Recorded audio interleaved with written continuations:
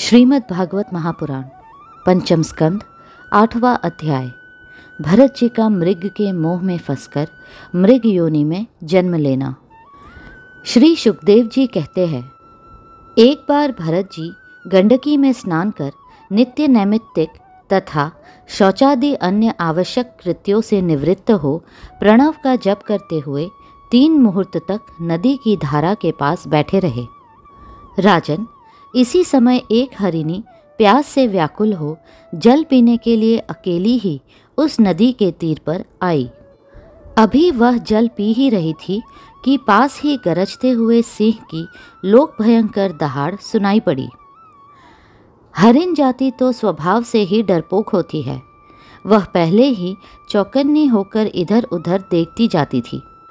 अब ज्यों ही उसके कान में वह भीषण शब्द पड़ा कि सिंह के डर के मारे उसका कलेजा धड़कने लगा और नेत्र कातर हो गए। प्यास अभी बुझी न थी, किंतु अब तो प्राणों पर आ बनी थी। इसलिए उसने भयवश एकाएकी नदी पार करने के लिए छलांग मारी। उसके पेट में गर्भ था, अतः उछलते समय अत्यंत भय के कारण उसका गर्भ अपने स्थान से हटकर योनि द्वार से निकलकर नदी के प्रवाह में गिर गया।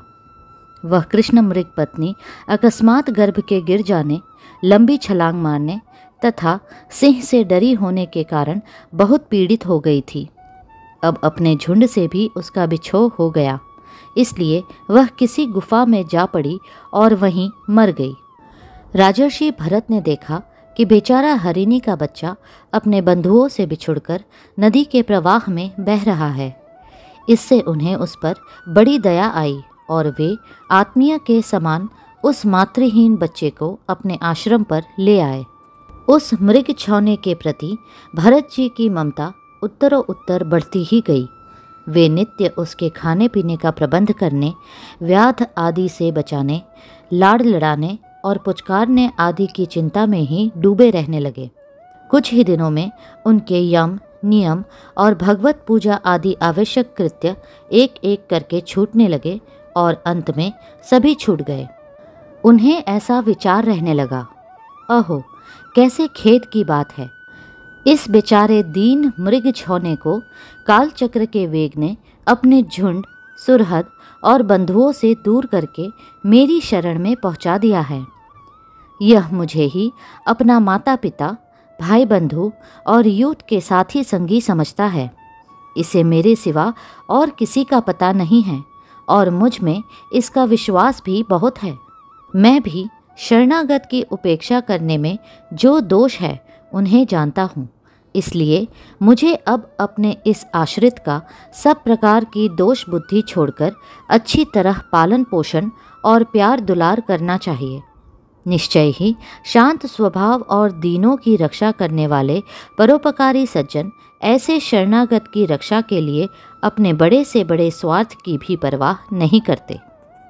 इस प्रकार उस हरिण के बच्चे में आसक्ति बढ़ जाने से बैठते, सोते, टहलते, ठहरते और भोजन करते समय भी उनका चित्त उसके स्नेह पाश में बंधा रहता था।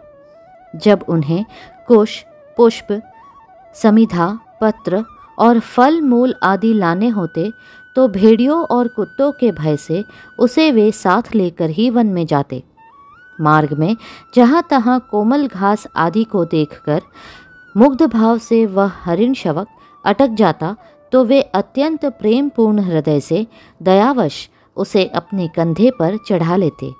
इसी प्रकार कभी गोद में लेकर और कभी छाती से लगाकर उसका दुलार करने में भी उन्हें बड़ा सुख मिलता। नित्य नैमित्तिक कर्मों को करते समय भी राजराजेश्वर भरत बीच बीच में उठकर उस मृग बालक को देखते और जब उस पर उनकी दृष्टि पड़ती तभी उनके चित्त को शांति मिलती। उस समय उसके लिए मंगल कामना करते हुए वे कहने लगते, बेटा तेरा सर्वत्र कल्याण हो। कभी यदि वह दिखाई न देता तो जिसका धन लुट गया हो उस दीन मनुष्य के समान उनका चित्त अत्यंत उद्विग्न हो जाता और फिर वे उस हरिणी के बच्चे के विरह से व्याकुल एवं संतप्त हो करुणावश अत्यंत उत्कंठित एवं मोहाविष्ट हो जाते तथा शोकमग्न होकर इस प्रकार कहने लगते। अहो, क्या कहा जाए, क्या वह मातृहीन दीन मृग शावक दुष्ट बहेलिये की सी बुद्धि वाले मुझ पुण्यहीन अनार्य का विश्वास करके और मुझे अपना मानकर मेरे किए हुए अपराधों को सत्पुरुषों के समान भूलकर फिर लौट आएगा? क्या मैं उसे फिर इस आश्रम के उपवन में भगवान की कृपा से सुरक्षित रहकर निर्विघ्न हरी हरी दूब चरते देखूंगा? ऐसा न हो कि कोई भेड़िया, कुत्ता, गोल बांधकर विचरने वाले सुकर आदि अथवा अकेले घूमने वाले व्याध आदि ही उसे खा जाए। अरे, संपूर्ण जगत की कुशल के लिए प्रकट होने वाले वेदत्रीय रूप भगवान सूर्य अस्त होना चाहते हैं, किंतु अभी तक वह मृगी की धरोहर लौटकर नहीं आई।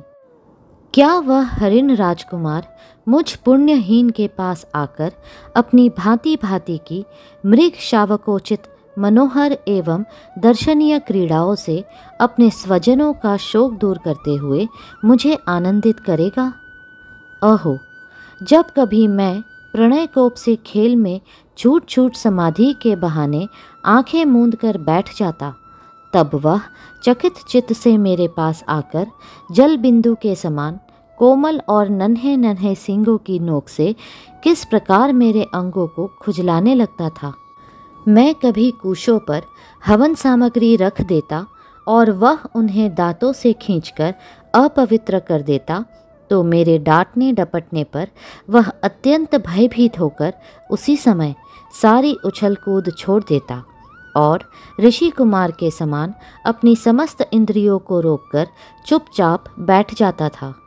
फिर पृथ्वी पर उस मृग शावक के खुर के चिन्ह देखकर कहने लगते, आहो, इस तपस्विनी धरती ने ऐसा कौन सा तप किया है जो उस अति विनीत कृष्ण सार किशोर के छोटे छोटे सुंदर सुखकारी और सुकोमल खुरों वाले चरणों के चिन्हों से मुझे, जो मैं अपना मृग धन लुट जाने से अत्यंत व्याकुल और दीन हो रहा हूँ, उस द्रव्य की प्राप्ति का मार्ग दिखा रही है और स्वयं अपने शरीर को भी सर्वत्र उन पद्म चिन्हों से विभूषित कर स्वर्ग और अपवर्ग के इच्छुक द्विजों के लिए यज्ञ स्थल बना रही है। शास्त्रों में उल्लेख आता है कि जिस भूमि में कृष्ण मृग विचरते हैं वह अत्यंत पवित्र और यज्ञ अनुष्ठान के योग्य होती है। चंद्रमा में मृग का सा श्याम चिन्ह देख उसे अपना ही मृग मानकर कहने लगते, अहो, जिसकी माता सिंह के भय से मर गई थी, आज वही मृग शिशु अपने आश्रम से बिछड़ गया है। अतः उसे अनाथ देखकर क्या ये दीन वत्सल भगवान नक्षत्रनाथ दयावश उसकी रक्षा कर रहे हैं? फिर उसकी शीतल किरणों से आह्लादित होकर कहने लगते, अथवा अपने पुत्रों के वियोग रूप दावानल की विषम ज्वाला से हृदय कमल दग्ध हो जाने के कारण मैंने एक मृग बालक का सहारा लिया था। अब उसके चले जाने से फिर मेरा हृदय जलने लगा है। इसलिए ये अपनी शीतल, शांत, स्नेहपूर्ण और वंदन सलील रूपा अमृतमय किरणों से मुझे शांत कर रहे हैं। राजन, इस प्रकार जिनका पूरा होना सर्वथा असंभव था, उन विविध मनोरथों से भरत का चित्त व्याकुल रहने लगा। अपने मृग शवक के रूप में प्रतीत होने वाले प्रारब्ध कर्म के कारण तपस्वी भरत जी भगवत आराधन रूप कर्म एवं योग अनुष्ठान से च्युत हो गए। नहीं तो जिन्होंने मोक्ष मार्ग में साक्षात विघ्न रूप समझकर अपने ही हृदय से उत्पन्न दुस्त्यज पुत्र आदि को भी त्याग दिया था, उन्हीं की अन्य जातीय हरिण शिशु में ऐसी आसक्ति कैसे हो सकती थी? इस प्रकार राजर्षि भरत विघ्नों के वशीभूत होकर योग साधन से भ्रष्ट हो गए और उस मृग छौने के पालन पोषण और लाड प्यार में ही लगे रहकर आत्मस्वरूप को भूल गए। इसी समय जिसका टलना अत्यंत कठिन है, वह प्रबल वेगशाली कराल काल चूहे के बिल में जैसे सर्प घुस आए, उसी प्रकार उनके सिर पर चढ़ आया। उस समय भी वह हरिण शावक उनके पास बैठा पुत्र के समान शोकातुर हो रहा था। वे उसे इस स्थिति में देख रहे थे और उनका चित्त उसी में लग रहा था। इस प्रकार की आसक्ति में ही मृग के साथ उनका शरीर भी छूट गया। तदनंतर उन्हें अंतकाल की भावना के अनुसार अन्य साधारण पुरुषों के समान मृग शरीर ही मिला, किंतु उनकी साधना पूरी थी। इससे उनके पूर्व जन्म की स्मृति नष्ट नहीं हुई। उस योनि में भी पूर्व जन्म की भगवत आराधना के प्रभाव से अपने मृग रूप होने का कारण जानकर वे अत्यंत पश्चाताप करते हुए कहने लगे, अहो, बड़े खेद की बात है, मैं संयमशील महानुभावों के मार्ग से पतित हो गया। मैंने तो धैर्यपूर्वक सब प्रकार की आसक्ति छोड़कर एकांत और पवित्र वन का आश्रय लिया था। वहाँ रहकर जिस चित्त को मैंने सर्वभूतात्मा श्री वासुदेव में निरंतर उन्हीं के गुणों का श्रवण, मनन और संकीर्तन करके तथा प्रत्येक पल को उन्हीं की आराधना और स्मरण आदि से सफल करके स्थिर भाव से पूर्णतया लगा दिया था, मुझ अज्ञानी का वही मन अकस्मात एक नन्हे से हरिण शिशु के पीछे अपने लक्ष्य से च्युत हो गया। इस प्रकार मृग बने हुए राजर्षि भरत के हृदय में जो वैराग्य भावना जागृत हुई, उसे छिपाए रखकर उन्होंने अपनी माता मृगी को त्याग दिया और अपनी जन्मभूमि कालांजर पर्वत से वे फिर शांत स्वभाव मुनियों के प्रिय उसी शालग्राम तीर्थ में, जो भगवान का क्षेत्र है, पुलस्त्य और पुलह ऋषि के आश्रम पर चले आए। वहां रहकर भी वे काल की ही प्रतीक्षा करने लगे। आसक्ति से उन्हें बड़ा भय लगने लगा था। बस अकेले रहकर वे सूखे पत्ते, घास और झाड़ियों द्वारा निर्वाह करते मृग योनि की प्राप्ति कराने वाले प्रारब्ध के क्षय की बाट देखते रहे।